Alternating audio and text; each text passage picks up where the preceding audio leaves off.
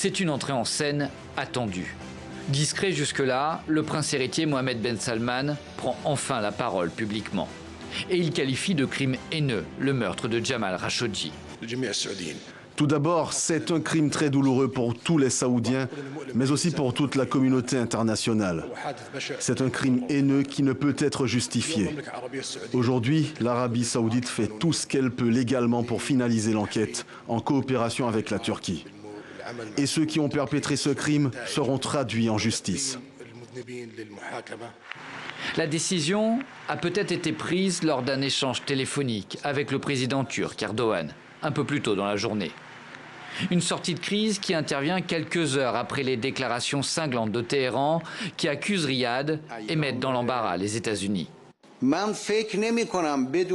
ne pense pas qu'un pays oserait faire une telle chose sans le soutien des États-Unis.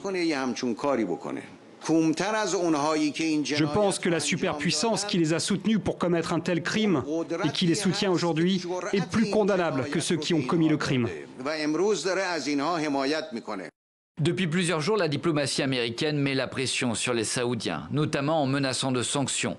Mais elle cherche aussi à ménager un allié bien trop précieux. Nous continuons de maintenir un partenariat solide avec le Royaume d'Arabie Saoudite.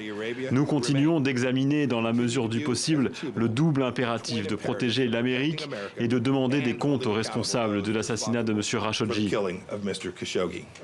Le jeu diplomatique a pesé de tout son poids, mais toute la vérité reste à faire sur les circonstances du meurtre du journaliste.